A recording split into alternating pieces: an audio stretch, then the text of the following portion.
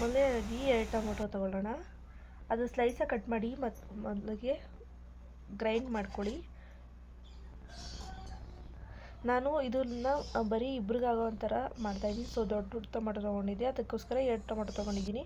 ನೀವು ಕ್ವಾಂಟಿಟಿ ಮೇಲೆ ಎಷ್ಟು ಬೇಕೋ ಅಷ್ಟು ತೊಗೊಳ್ಳಿ. ನೋಡಿ ಈಗ ಗ್ರೈಂಡ್ ಆಗಿದೆ. ಗ್ರೈಂಡ್ ಆದಮೇಲೆ ಸೊ ಈಗ ನಾನು ಒಂದು ಬಾಣಲಿ ಅಥವಾ ಒಂದು ಪ್ಯಾನಲ್ಲಿ ಅದು ಇಟ್ಕೊಳ್ಳಿ.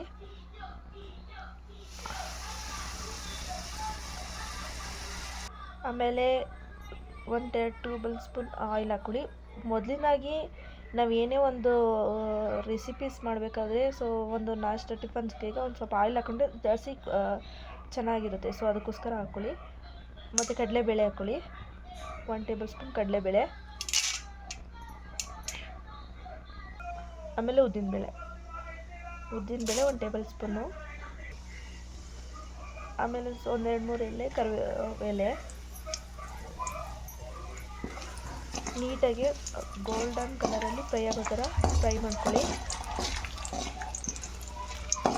1-2 ಮಿನಿಟ್ಸ್ ಮಾಡ್ಕೊಳ್ಳಿ.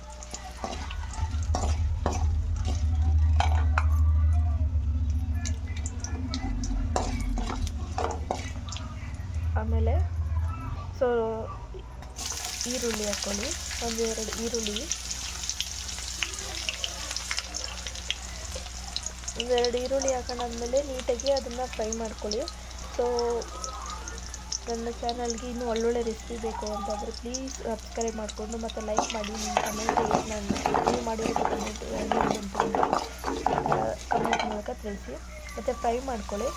ನೀಟಾಗಿ ಒಂದು ಗೋಲ್ಡನ್ ಕಲರ್ ಬರೋ ಥರ ಫ್ರೈ ಮಾಡ್ಕೊಂಡಾದ್ಮೇಲೆ ಗೋಲ್ಡನ್ ಕಲರ್ ಬರೋವರೆಗೂ ಫ್ರೈ ಮಾಡ್ಕೊಳ್ಳಿ.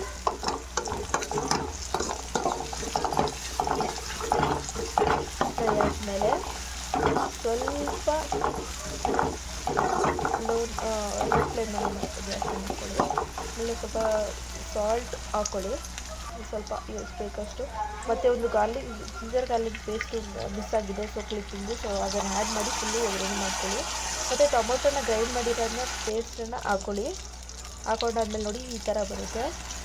ಆಮೇಲೆ ಸ್ವಲ್ಪ turmeric powder 1 spoon. Chilli powder ಹಾಕ್ಕೊಳ್ಳಿ, 1 ಟೇಬಲ್ ಸ್ಪೂನ್ ಹಾಕ್ಕೊಳ್ಳಿ. ಸೊ ಅದಾದಮೇಲೆ ಒಂದು ಸ್ಪೂನು ಬಿರಿಯಾನಿ ಮಸಾಲ ಹಾಕ್ಕೊಳ್ಳಿ. ಸೊ ಅದನ್ನು ಫುಲ್ಲು ಆಯಿಲ್ ಆಗೋ ಥರ ಫುಲ್ಲು ಎಣ್ಣೆ ಬಿಡೋ ಥರ ಫ್ರೈ ಮಾಡ್ಕೊಳ್ಳಿ.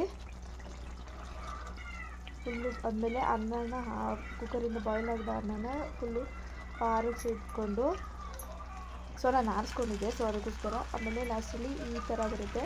ಆಮೇಲೆ ಸ್ವಲ್ಪ ಕಸೂರಿ ಮೇಥಿನ ಆ್ಯಡ್ ಮಾಡಿ. ಯಾವ ಫ್ಲೇವರ್ ಬರ್ತಾ ಇದೆಯಲ್ಲ.